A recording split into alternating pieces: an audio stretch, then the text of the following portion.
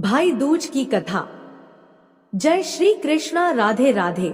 आज कार्तिक मास के शुक्ल पक्ष की द्वितीया तिथि है और आज ही के दिन भाई दूज का पर्व मनाया जाता है। कुछ स्थानों पर इसे यम द्वितीया भी कहा जाता है। भाई दूज का पर्व भाई बहन के रिश्ते पर आधारित पर्व है, जिसे बड़ी ही श्रद्धा और परस्पर प्रेम के साथ मनाया जाता है। रक्षाबंधन के बाद भाई दूज ऐसा दूसरा त्योहार है जो भाई बहन के अगाध प्रेम को समर्पित है। भाई दूज पर भाई को भोजन के बाद पान खिलाने का ज्यादा महत्व माना जाता है। मान्यता है कि पान भेंट करने से बहनों का सौभाग्य अखंड रहता है। आज के दिन जो भाई बहन यमुना जी में साथ में स्नान करते हैं, उन्हें यम का भय नहीं रहता है। तो आज मैं आपको सुना रही हूँ भाई दूज की बड़ी ही दुर्लभ 3 कथाएं। इन कथाओं को सुनने से ही भाई दूज का पर्व पूर्ण माना जाता है तथा समस्त मनोकामनाओं की पूर्ति होती है। तो आप लोग बड़ी ही श्रद्धा और प्रसन्नचित मन से इन कथाओं को पूरा अवश्य सुनिएगा। सूर्य भगवान की पत्नी संज्ञा से 2 संतानें थी, एक पुत्र यमराज तथा पुत्री यमुना। संज्ञा सूर्यदेव की तेज को सहन नहीं कर पाने के कारण अपनी छाया मूर्ति का निर्माण कर उन्हें ही अपने पुत्र और पुत्री को सौंपकर वहां से चली गई। छाया को यम और यमुना से अत्यधिक लगाव तो नहीं था, किंतु यमुना अपने भाई यमराज से बड़ा स्नेह करती थी। यमुना अपने भाई यमराज के यहाँ प्रायः जाती और उनके सुख दुख की बातें पूछा करती। यमुना यमराज को अपने घर पर आने के लिए भी आमंत्रित करती हैं, किंतु व्यस्तता तथा अत्यधिक दायित्व के कारण वे उनके घर नहीं जा पाते थे। एक बार कार्तिक शुक्ल द्वितीया को यमराज अपनी बहन यमुना के घर अचानक जा पहुंचे। बहन के घर जाते समय यमराज ने नरक में निवास करने वाले जीवों को मुक्त कर दिया। बहन यमुना ने अपने सहोदर भाई का बड़ा आदर सत्कार किया, विविध प्रकार के व्यंजन बनाकर उन्हें भोजन कराया तथा माथे पर तिलक लगाया। जब वे वहां से चलने लगे तब उन्होंने यमुना से कोई मनवांछित वर मांगने का अनुरोध किया। यमुना ने उनके आग्रह को देखकर कहा, भैया आप मुझे वर देना चाहते हैं तो यही वर दीजिए कि आज के दिन प्रतिवर्ष आप मेरे यहाँ आया करेंगे और मेरा आतिथ्य स्वीकार किया करेंगे। इसी प्रकार जो भाई अपनी बहन के घर जाकर उसका आतिथ्य स्वीकार करे और इस दिन जो बहन अपने भाई को टीका करके भोजन खिलाए, उसे आपका भय न रहे। इसी के साथ उन्होंने यह भी वरदान दिया कि यदि इस दिन भाई बहन यमुना नदी में डुबकी लगाएंगे तो वे यमराज के प्रकोप से बचे रहेंगे। यमुना की प्रार्थना को यमराज ने स्वीकार कर लिया। तभी से भाई बहन का यह त्योहार मनाया जाता है। अब आइए श्रवण करते हैं यम द्वितीय की दूसरी कथा, जिसे सुनने मात्र से भाई की अकाल मृत्यु नहीं होती है। एक बुढ़िया माई थी, उसके 7 बेटे और एक बेटी थी। बेटी की शादी हो चुकी थी। जब भी उसके बेटे की शादी होती तो फेरों के समय एक नाग आता और उसके बेटे को डस लेता था। बेटा वही मंडप में ही मर जाता और बहू विधवा हो जाती। इस तरह उसके 6 बेटे मर गए और 7वें बेटे की शादी होनी बाकी थी। अपने 6 बेटों के मर जाने के दुख से बुढ़िया रो रो कर अंधी हो चुकी थी। भाई दूज का दिन आया तो बेटे ने माँ से कहा कि वह बहन के ससुराल भाई दूज पर जा रहा है। माँ से आशीर्वाद लेकर वह अपनी बहन के घर चला गया। उसे रास्ते में एक सांप मिला। सांप उसे डसने को हुआ तो भाई बोला, तुम मुझे क्यों डसना चाहते हो? मैंने तुम्हारा क्या बिगाड़ा है? सांप बोला, मैं तुम्हारा काल हूँ और मुझे तुम्हें डसना है। भाई बोला, मेरी बहन मेरा इंतजार कर रही है, मैं जब तिलक करा के वापस लौटूंगा तब तुम मुझे डस लेना। सांप हंसने लगा और कहने लगा, भला आज तक कोई अपनी मौत के लिए लौट कर आया है? भाई ने कहा, अगर तुम्हें यकीन नहीं है तो मेरी झोली में बैठ जाओ। जब मैं अपनी बहन से तिलक करा कर लौटूंगा तब तुम मुझे डस लेना। तत्पश्चात सांप ने ऐसा ही किया।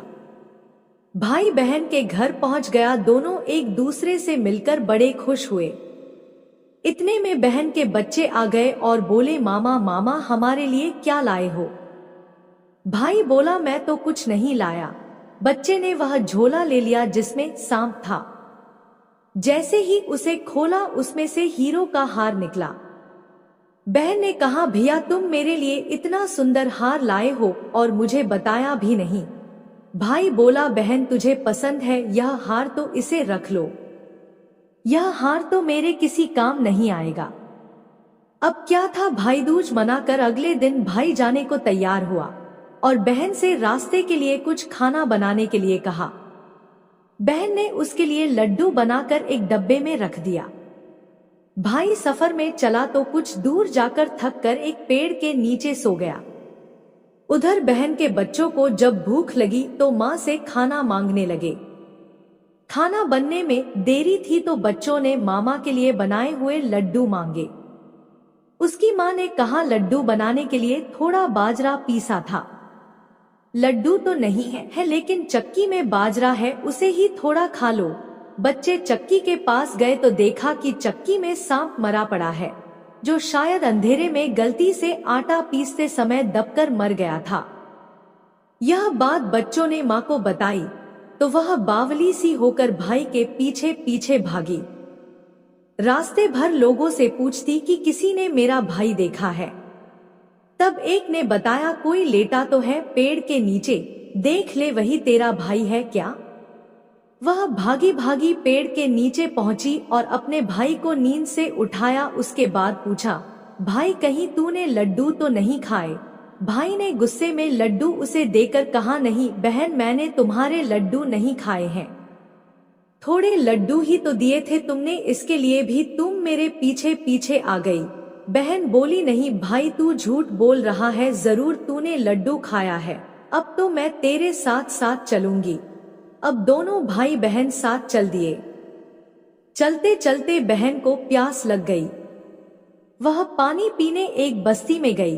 पानी पीकर लौट रही थी तो रास्ते में देखा कि एक जगह जमीन में 6 सिलाएं गड़ी हैं और एक सिला बिना गाड़े रखी थी।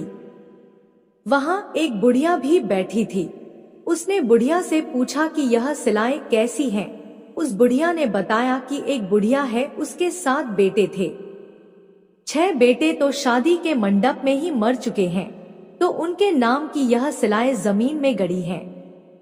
अभी 7वीं की शादी होनी बाकी है, जब उसकी शादी होगी तो वह भी मंडप में मर जाएगा, उसके बाद यह 7वीं शिला भी जमीन में गाड़ दी जाएगी। यह सुनकर बहन समझ गई कि यह सिलाएं किसी और की नहीं बल्कि उसके भाइयों के नाम की है। उसने उस बुढ़िया से अपने 7वें भाई को बचाने का उपाय पूछा। बुढ़िया ने उसे बताया कि वह 7वें भाई को कैसे बचा सकती है। अब क्या था, यह सब जानकर वह वहां से अपने बाल खोलकर पागलों की तरह अपने भाई को गालियां देती हुई चली आई। भाई के पास आकर बोलने लगी, भाई तू तो जलेगा कटेगा मरेगा। बहन के ऐसे व्यवहार को देखकर भाई चौंक गया, उसे कुछ समझ में नहीं आया। दोनों भाई बहन माँ के घर पहुंच गए। कुछ दिनों बाद भाई के लिए रिश्ते आने लगे और उसकी शादी तय हो गई। जब भाई सेहरा पहनने लगा तो वह बहन बोली, इसको क्यों सेहरा बांधा? सेहरा तो मैं पहनूंगी, यह तो जलेगा मरेगा कटेगा। सब लोगों ने परेशान होकर सेहरा बहन को दे दिया। बहन ने देखा उसमें कलंगी की जगह सांप का बच्चा था। बहन ने उसे निकालकर फेंक दिया। अब जब भाई घोड़ी चढ़ने लगा तो बहन फिर बोली, यह घोड़ी पर क्यों चढ़ेगा? घोड़ी पर तो मैं बैठूंगी, यह तो जलेगा मरेगा कटेगा, इसकी लाश को चील कौवे नोच खाएंगे। बहन की ऐसी बातें सुनकर सब लोग बहुत परेशान हो गए। घोड़ी पर भी वही चढ़ी। अब जब बारात चलने को हुई तब बहन बोली, यह क्यों सामने के दरवाजे से निकलेगा? यह तो पीछे के रास्ते से आएगा, दरवाजे से तो मैं निकलूंगी। बहन जब सामने के दरवाजे से निकलने लगी तो दरवाजा अचानक गिर गया। बहन ने एक ईंट उठाकर अपनी चुनरी में रख ली और दरवाजा वहीं का वहीं रुक गया। सब लोगों को बड़ा अचंभा हुआ। रास्ते में एक जगह बारात रुकी। भाई को पीपल के पेड़ के नीचे खड़ा कर दिया गया। बहन कहने लगी, यह क्यों छाव में खड़ा होगा? यह तो धूप में खड़ा होगा। छाव में तो मैं खड़ी होऊंगी। जैसे ही वह पेड़ के नीचे खड़ी हुई, पेड़ गिरने लगा। बहन ने एक पत्ता तोड़कर अपनी चुनरी में रख लिया तो पेड़ वहीं पर रुक गया। अब तो सबको विश्वास हो गया कि यह बावली कोई जादू टोना सीख कर आई है, जो बार बार अपने भाई की रक्षा कर रही है। ऐसे करते करते फेरों का समय आ गया। जब दुल्हन आई तो उसने दुल्हन के कान में कहा, अब तक तो मैंने तेरे पति को बचा लिया, अब तू ही अपने पति को और साथ ही अपने मरे हुए जेठ को बचा सकती है। फेरों के समय एक नाग आया। वह जैसे ही दुल्हे को डसने को हुआ, दुल्हन ने उसे एक लोटे में भर के ऊपर से प्लेट से बंद कर दिया। थोड़ी देर बाद नागिन आई और दुल्हन से बोली, तू मेरा पति छोड़। दुल्हन बोली, पहले तू मेरा पति छोड़, फिर सोचूंगी।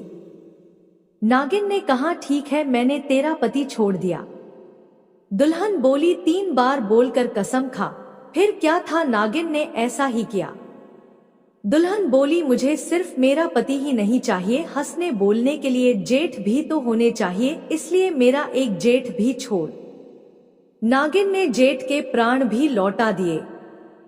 फिर दुल्हन ने कहा, एक जेठ से क्या होगा, एक और जेठ छोड़। वह विदेश चला गया तो इसीलिए दूसरा जेठ भी छोड़। इस तरह एक एक करके दुल्हन ने अपने 6 जेठ जीवित करा लिए। उधर रो रही बुढ़िया का बुरा हाल था कि अब तो मेरा 7वां बेटा भी बाकी बेटों की तरह मर जाएगा। गांव वालों ने उसे बताया कि उसके 7 बेटे और बहू आ रहे हैं। तो बुढ़िया बोली, अगर यह बात सच है तो मेरी आंखों की रोशनी वापस आ जाए और मेरे सीने से दूध की धार बहने लगे। तत्पश्चात ऐसा ही हुआ। अपने सारे बहू बेटों को देखकर वह बुढ़िया बहुत खुश हुई। इस खुशी में सब अपनी बहन को भूल गए थे। माँ को बेटी की याद आई तो वह उसे ढूंढने लगी। देखा तो वह भूसे की कोठरी में सो रही थी। सभी भाइयों को सही सलामत देखकर वह अपने घर को चली। उसके पीछे पीछे सारी लक्ष्मी भी जाने लगी। बुढ़िया ने कहा, बेटी तू एक बार पीछे मुड़कर तो देख। तू अपने साथ सारी लक्ष्मी लेकर चली जाएगी तो तेरे भाई भाभी क्या खाएंगे? तब बहन ने पीछे मुड़कर देखा और कहा, जो माँ ने अपने हाथों से मुझे दिया है वह मेरे साथ चले, बाकी का धन भाई भाभी के पास रहे। इस प्रकार एक बहन ने अपने भाई की रक्षा की। इस कथा को सुनने के बाद बहनें गोबर से बने भाई के अनिष्ट को काटती हैं, भाई को कोसती हैं, फिर कांटा अपनी जीभ में चुभाती हैं। वहां से कुटा हुआ चना प्रसाद के रूप में लेकर आती हैं, जिसे भाई पानी के साथ निगल जाते हैं। इस तरह यह व्रत और कथा पूर्ण होती है। अब आइए श्रवण करते हैं भाई दूज की तीसरी पौराणिक कथा। एक गांव में 2 भाई और बहन रहते थे। भाई ने अपनी बहन का विवाह बहुत ही धूमधाम से कर दिया और भाई का विवाह भी हो चुका था। धीरे धीरे कुछ समय बीता और भाई की पत्नी को एक सर्प से प्रेम हो गया। वह एक इच्छाधारी नाग से प्रेम करने लगी। इसी दौरान भाई की पत्नी ने उस नाग से कहा कि देखो, अगर तुम मेरे पति को डस लोगे तो उसकी मृत्यु हो जाएगी और मैं तुम्हारे साथ सुखपूर्वक रह सकूंगी। सांप ने कहा, ऐसे कैसे हो सकता है? भाई की पत्नी ने कहा, नहीं, तुम मेरे पति का रूप धरकर मेरे पास रहना, किसी को पता नहीं चलेगा। अब क्या था, उस भाई की पत्नी ने अपने पति को मारने की योजना बना ली। एक दिन की बात है, बहन का भाई जब सब्जी लेने के लिए जा रहा था तो वह जूता पहनने लगा और उसके जूते में वह सर्प आकर बैठ गया था ताकि वह उसको डस सके। लेकिन भाई की नजर उस सांप पर पड़ जाती है और वह उस सांप को मारकर फेंक देता है। अब उसी वक्त भाई की पत्नी पानी लेने के लिए कुएं पर गई थी। वह जब वापस आई तो उसने देखा कि सांप मरा पड़ा है। उसके पति ने बताया, भाग्यवान, आज तो मैं काल के मुंह में जाने से बच गया। आज मुझे सांप डसने वाला था, मेरे जूते में छिपकर बैठा था, मैंने उसे मारकर फेंक दिया। अब यह सुनते ही भाई की पत्नी के हाथों से वह घड़ा गिर गया और वह चीखने चिल्लाने लगी। भाई ने पूछा, क्या हुआ, तुम क्यों चीख चिल्ला रही हो? भाई की पत्नी ने कहा, मैं तुमसे एक पहेली पूछती हूँ, अगर तुम इस पहेली का जवाब नहीं दोगे तो मैं तुम्हें भाड़ में झोंक दूंगी या तुम्हारी हत्या कर दूंगी। उसके पति ने पूछा, अच्छा तो पहेली क्या है बताओ। उस महिला ने कहा, पिया पिया करीला, पिया का तेल पिसाइला, कुछ खटिया कुछ मचिया, कुछ फूकती कुछ दिया। अब यह सुनकर उसे इसका जवाब नहीं आता। वह सोचने लगता है, आखिर इसका उत्तर क्या है? इस पहेली का उत्तर तो मुझे नहीं आ रहा है। यह सोचकर उसने कहा, मुझे एक दिन का समय दो, मैं अपनी बहन से मिलना चाहता हूँ और इस पहेली का उत्तर भी खोज कर लाऊंगा। जब इस पहेली का उत्तर मुझे मिल जाएगा तब मैं अपनी बहन से मिल लूंगा, तत्पश्चात तब मैं तुम्हारे पास आ जाऊंगा।